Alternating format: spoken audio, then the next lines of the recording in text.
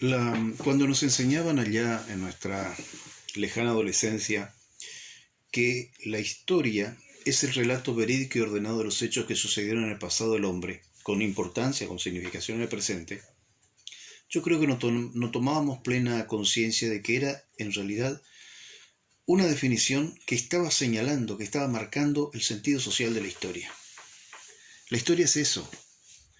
Y a pesar de que nos decían, la historia debe ser objetiva en su escritura, en su difusión, en su enseñanza, sabemos en el fondo de que, a pesar de buscar la objetividad, siempre caemos en el subjetivismo. Pero que es parte de la función social de la historia, porque la historia es una ciencia humana, es una ciencia del hombre. Y es una ciencia que estudia el pasado trascendente de la humanidad. Ahora, si nos tuviéramos que ubicar, por ejemplo, en la historia de nuestra historiografía correntina, el doctor Ernesto Meder, a quien recurrimos siempre, cada vez que, y sobre todo a mis alumnos, yo les hago estudiar en el Instituto de Superior de Formación y Capacitación Docente número 1, en la Cátedra de Historia de Corrientes. La importancia de la historia regional es destacada, es trascendente, toda vez que en ella, en esa historia regional, la provincia de Corrientes ha sido señera. Señera no solo en su devenir secular, en medio de territorios que fueron luego territorios nacionales, provincias, mucho después, sino que la historia regional tiene como abanderada a la historia de la provincia de Corrientes. Desde aquel Manuel Florencio Mantilla, que la fundó en los estudios científicos, dentro de los estudios académicos,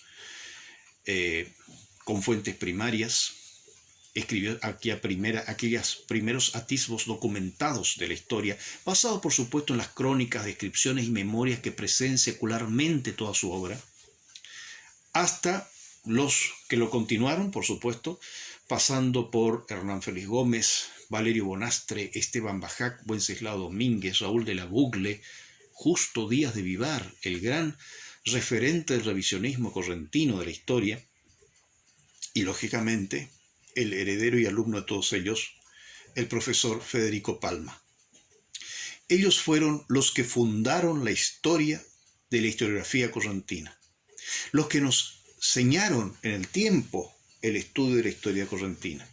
Pero también hay que recordar que Manuel Florencio Mantilla, que había sido miembro de aquella Junta de Historia y Numismática Americana de la época de Bartolomé Mitre, Vicente Fidel López, que mucho después, incluso mucho después de la muerte de todos ellos, se va a transformar en la Academia Nacional de la Historia, no va a conformar el estudio académico de la historiografía correntina, o institucional, mejor dicho, de la historiografía correntina, pero sí va a ser un referente para que en la década del 30, cuando comienzan a aparecer las juntas de historia o las juntas de estudios históricos, hubieron 2 o 3, previas a la Junta de Historia de la Ciudad de Corrientes, se comenzase a organizar con esos primeros historiadores el estudio de la historia correntina.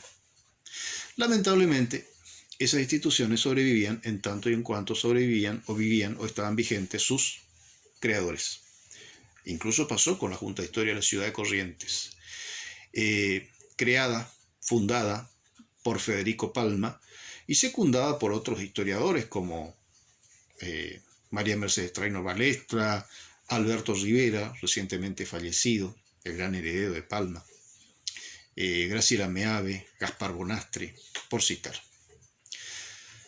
Yo creo que cuando hablamos de la función social de la historia como referente del pretérito, pero no un pretérito perdido en el tiempo o intrascendente, sino algo que realmente influye en nuestra realidad, en nuestra identidad. Debemos recordar que Corrientes fue, como decíamos antes, la gran guía, la gran señera en la región, en la construcción de su historia escrita, documentada, académica e institucional. Vivimos tiempos en que, por fortuna, pareciera ser que se han consolidado las instituciones. En 1989 se fundaba el Instituto Correntino de Ciencias Genealógicas, que sobrevive, publicando ya desde hace un tiempo sus boletines a fines de año. En 1996 surge la Junta de Historia de la provincia de Corrientes, basándose en la vieja Junta de Historia de la ciudad. En el año 2005 aparece el Instituto de Investigaciones Históricas y Culturales, que ahora casualmente está preparando para septiembre el encuentro virtual, el 12º, sobre la historia de la Guerra del Paraguay o la Guerra de la Triple Alianza. Y estas instituciones se han solidificado. Está demostrado que están por vivir, por sobrevivir, por pervivir más allá de quienes las han organizado. Eso es importante, ese es un signo de madurez en el estudio de la historia. Pero también es un signo de madurez el hecho de que seamos la provincia que más producción bibliográfica, historiográfica, ofrece en un año. Y no es un dato menor, que a fines de cada año Corrientes edite al menos 4 obras, 4 libros de historia. 2 de la Junta de Historia, uno de ellos referente a los congresos anuales que ininterrumpidamente se vienen dando desde el año 2001. Los anales de la Junta de Historia, La Verdad sin Rodeos, el anuario del Instituto de Investigaciones Históricas y Culturales, el boletín genealógico del Instituto Correntino de Ciencias Genealógicas, uno de los institutos más antiguos del interior del país. Cuidado con eso. Pero aparte, existe la posibilidad, que no la tuvieron muchos de nuestros mayores, de poder publicar, editar sus libros. Claro, después hay que hacer la selección, la crítica de qué es lo trascendente, qué es lo importante, qué es lo que realmente es válido, y de lo que es solo material de difusión. Ahora, hay algo en lo que estamos, creo que todos de acuerdo. En la nación hace un tiempo, o en el país hace un tiempo, se viene publicando mucha historia basada en sucesos que no son trascendentes, ni importantes, ni vinculados a la presencia, a la trascendencia de nuestros próceres, y sin embargo se los publica como grandes descubrimientos. Esas son obras indudablemente destinadas al gran público y más que nada con un sentido comercial. Creo que en eso Corrientes no ha caído.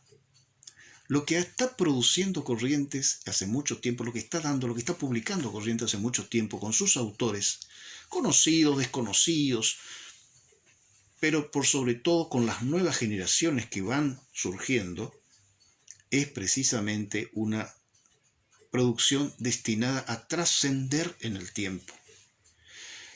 Descubrimientos nuevos, aportes nuevos. Sabemos que nuestros clásicos ya son intocables. Mantilla, Gómez son intocables. Yo admiro mucho a Hernán Félix Gómez particularmente.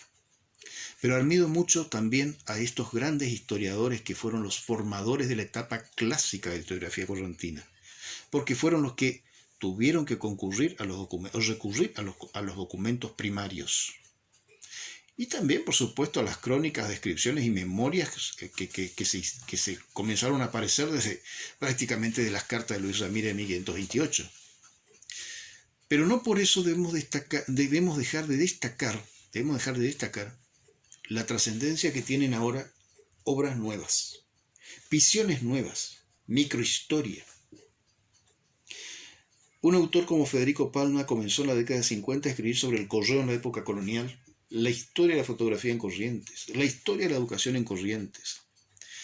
Otros autores han escrito sobre el arte, la arquitectura, la pintura. Esos son aportes realmente que salen de lo estrictamente institucional, de lo estrictamente militar, de la escritura tradicional que marcaron aquellos padres de la historiografía correntina.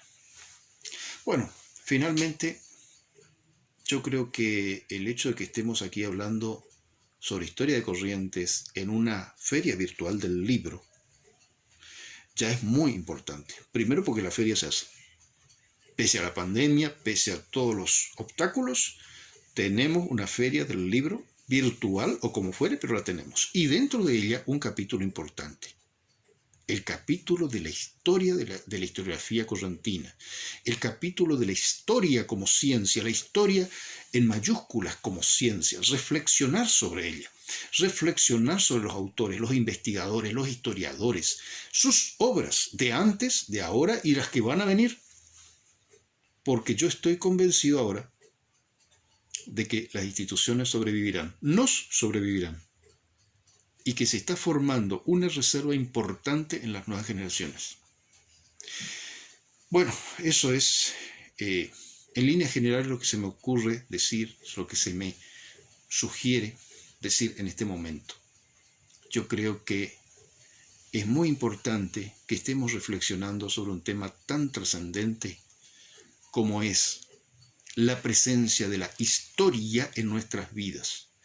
No solo la función social, en nuestra vida personal, en nuestra vida identitaria como pueblo, referente, con todo ese bagaje, con toda esa riqueza, la historia del patrimonio tangible e intangible también forma parte hoy de nuestro acervo cultural y de esta riqueza magnífica que tenemos. Para concluir, reitero lo que antes dije. Corrientes, provincia, es un símbolo, un referente identitario en el concierto del país, de las demás provincias, al estar permanentemente haciendo trabajos de investigación. Buenos, malos, importantes, no importantes, el tiempo dirá, pero la crítica va a actuar porque hay elementos sobre qué actuar. Y es eso o a eso lo que debemos aspirar siempre. No dejar de lado el legado que podemos ofrecer. Así que bienvenido sea que podamos estar reflexionando, aunque sea brevemente, sobre la importancia de la historia a nivel académico y sobre la trascendencia de la historiografía correntina en estos tiempos aún difíciles y aún con muchos obstáculos.